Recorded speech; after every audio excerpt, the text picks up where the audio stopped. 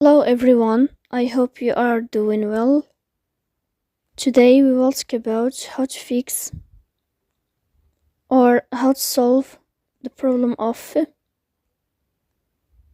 Headspace on the application of how to fix or how to solve the problem of Headspace app. You will click on settings. In this page of settings, you will click on apps, default apps, app settings. Then you will search about Headspace and you will click. After that, you will click on first stop and you will click OK.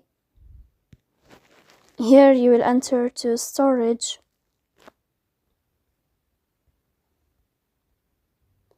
Then